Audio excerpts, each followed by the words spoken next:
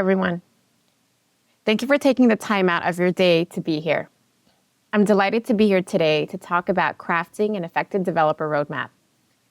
This process is essential for ensuring that our development efforts are aligned with our business goals and can effectively address the challenges our teams face. A little bit about myself. As a seasoned product manager, I have honed my skills in leading both front-end and back-end product development. Currently, I play a pivotal role at Bestech, a fintech firm, where I drive the product strategy for our communications division. I've also worked at firms such as AWS, where I orchestrated the product strategy for automating AWS infrastructure deployment. At Newmark, I headed their product department, successfully leading a website redesign on Microsoft Azure and establishing a dedicated team on customer-centric product development.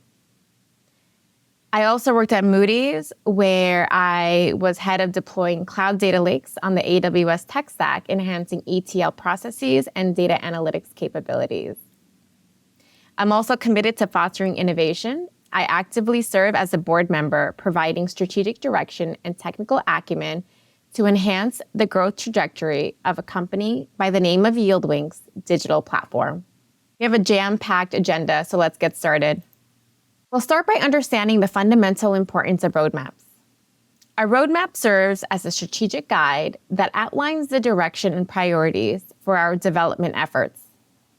It's not just a plan, but a communication tool that aligns everyone in the organization, from stakeholders to developers, on what needs to be achieved and how we intend to get there. Into product strategy, it's crucial to have a solid understanding of our business and organizational strategies. These strategies provide the foundation upon which we build our product plans. They help us understand the broader goals of the organization and ensure that our development efforts are contributing to these goals.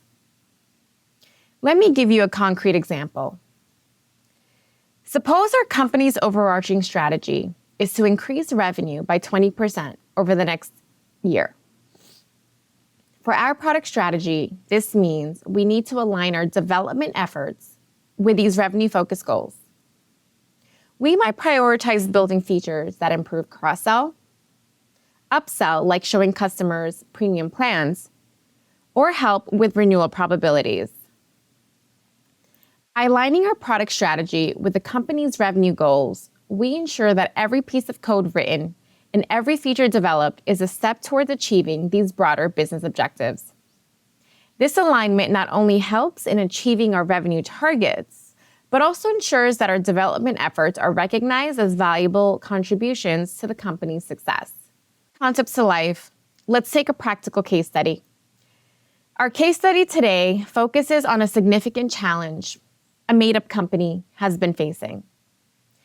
They are a marketing-led company, and communication in the form of emails is a very big revenue driver. But the business problem is it takes too long for us to get email communications out to our customers. This delay in communication affects our business in several critical ways. Firstly, let's frame the problem clearly. The time it currently takes from conceptualizing an email campaign by our marketers to engineers actually delivering it to our customers is longer than we desire. This lag impacts our ability to respond quickly to market opportunities, customer feedback, and competitive pressures. It means that by the time our emails reach our customers, the information might already be outdated, reducing its relevance and effectiveness. Now let's talk about the business value if we solve this problem. The faster we can get our email communications out, the quicker we can realize revenue or increase our monthly active users. In other words, reducing the time to value is crucial. This case study, framed by how might we statement, how might we deliver an email communication in under an hour, we're given this problem, will guide us through the process of identifying pain points, prioritizing them, and developing actionable solutions. By addressing this challenge, we not only improve our operational efficiency, but also drive significant business outcomes. Perform a current state assessment of our technology stack. We won't be going over technical details today, but just high-level frameworks. For today's case study, we'll be focusing on reviewing a part of our marketing technology stack, focusing on the email communication process. This assessment involves a deep dive into our existing tools, processes, and capabilities, and how well they support our business outcomes. To get a comprehensive view, we interviewed different personas involved in this email communication workflow. These personas include marketers, engineers, and customer support representatives. To better understand the high-level pains and needs within this process, we utilized the Jobs to be Done framework. This framework helps us focus on what each persona is trying to achieve, the obstacle they face, and the outcomes they desire. By framing our understanding around their jobs, we gain valuable insight into their key pain points and motivations. Analyzing the feedback from these interviews through the Jobs to be Done lens, we decided to focus on the engineers. Why engineers? Because they play a critical role in the development and deployment of the systems that enable faster dissemination of emails. By addressing the engineers' pain points first, we can streamline the entire email delivery process. This will allow us to release email communications to customers more quickly, which directly supports our company's goals of increasing revenue. With a clear understanding of our current state and the personas we're focusing on, we can now define our vision and success criteria. This vision acts as our target destination, while the success criteria provide measurable benchmarks to track our progress. Our vision is to enable the engineering team to deliver email communications to customers in under an hour. Achieving this will significantly improve our operational efficiency and align with our company's strategic goal of increasing revenue by facilitating quicker market responses and enhancing customer engagement. To set clear success criteria, we need to outline specific measurable goals that indicate progress towards our vision. These criteria might include what listed to your left. You might want to include reduction in email delivery time, which is decreasing the time it takes to deliver an email campaign from several days or weeks to under an hour. We might want to focus on increasing engineering productivity, enhancing system reliability, or focusing on stakeholder satisfaction. So increasing satisfaction levels among marketing and customer support teams by providing faster and more reliable email communication tools. Or we focus on none of the above or all of the above. Next, we have our how might we statement on the left. Walk through the developer journey and identify the pain points experienced at each stage. At this stage, we list out the common engineering development journeys and ask them to list out all pain points faced in these areas as it relates to deploying an email communication. That is right in the middle of the screen. The tool of choice here is Miro, but you can use whatever tool works for you and your team. The journey here includes requirements gathering. Here, engineers often face challenges like unclear requirements, changing priorities, and lack of stakeholder alignment. These issues can lead to significant delays and rework. Moving on to development. During development, pain points might include inadequate tooling, technical debt, and integration issues. These factors can hinder productivity and extend development cycles. Next, we have UAT, or user acceptance testing. In this phase, engineers may encounter challenges like insufficient testing environments, poor test data quality, and limited feedback loops, all of which can delay deployment. We then have deployment. Deployment pain points often involve complex deployment processes, manual interventions, and configuration errors. These issues can lead to failed deployment times or failed deployments and increased downtime. And then we have monitoring. Post-deployment monitoring can be hampered by inadequate monitoring tools, lack of real-time alerts, and insufficient metrics. This makes it difficult to quickly identify and resolve issues. Identifying these pain points is crucial as it allows us to focus on the areas that need the most attention. Once we've listed the pain points, the next step is to vote on their severity. We take each sticky from the prior slide and categorize each pain point as high, medium, or low severity based on the impact it has on our ability to deliver email communication in under an hour. Remember to always tie it back to the problem we are solving. The voting process helps us prioritize the issues that have the most significant impact on our goals. So for example, a pain point like unclear requirements might be rated as high severity because it affects multiple stages of the development process. So how might we decrease time to value? Severity ratings, we then plot these pain points on a quadrant chart. But now the team will help us estimate how high or low the effort might be in solving some of these problems. The y-axis represents impact and the x-axis represents effort. This categorization helps us identify what on the top right quadrant, which is major wins. These are high impact and high effort.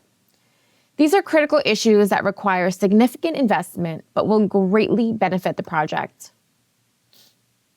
What you see next to that is quick wins, high impact and low effort. These are the low-hanging fruit that can be addressed quickly to yield immediate benefits. Below that, we see fill-ins, low impact and low effort. These are the nice-to-have improvements that can be tackled when there's extra capacity. And next to that, we have money pits. Low impact, high effort. These should be deprioritized as they consume resources without significant benefits. You'd be surprised at how many organizations have money pit items in their backlog and end the year with very low value delivered. Focusing on the high impact areas first ensures that we are making the most effective use of our resources. Now that we know what problems we need to solve, we can start our product discovery phase. In this phase, we focus on high-level discovery without getting into the technical details yet. This involves brainstorming potential solutions and defining the scope of our initiatives. Here are the steps we typically follow during product discovery. Brainstorming solutions, defining epics, clear acceptance criteria, prioritizing epics, and then creating a roadmap. Now let's double-click on some of these. Brainstorming solutions. We gather a diverse team of stakeholders, including engineering, product managers, and business analysts, to brainstorm possible solutions for the identified high-impact pain points. This collaborative approach ensures that we consider various perspectives and come up with innovative ideas. Finding epics. We then consolidate these ideas into high-level epics. An epic is a large body of work that can be broken down into smaller tasks or user stories. For instance, if a major pain point may be the lack of a development testing environment, an epic might be establishment of developing testing environment. You then want to set acceptance criteria. For each epic, we define clear acceptance criteria. These criteria outline what success looks like for each epic and provide a way to measure whether the solution meets the desired outcomes. For example, the acceptance criteria for the establishment of development testing environment, a significant reduction in bugs and issues post-deployment. And then we want to prioritize epics. After defining the epics and their acceptance criteria, we prioritize them based on their impact and feasibility. This prioritization helps us focus on the most critical issues first, ensuring that we deliver maximum value as quickly as possible. And finally, we create a high-level roadmap. that outlines the sequence of epics we plan to tackle. This roadmap serves as a strategic plan that guides our development efforts over the next quarter or year. This roadmap is a living document, always subject to change as new challenges arise and priorities shift. However, it provides a structured plan that aligns our development efforts with our strategic goals. I always recommend using now, next, and later as the first presentation of the roadmap while you start to flesh out the actual work this entails to provide accurate estimations of delivery. This product discovery phase is crucial because it ensures that we have a clear and actionable plan for addressing the high-impact pain points first. By involving a diverse team in the brainstorming process and setting clear acceptance criteria, we can develop solutions that are both innovative and aligned with our strategic goals.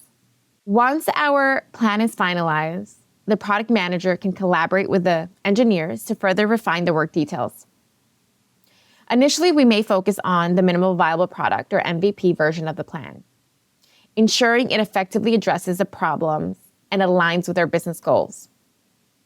On the right is an example timeline for breaking down the plan before we start writing our technical requirement documents and entering them into the backlog.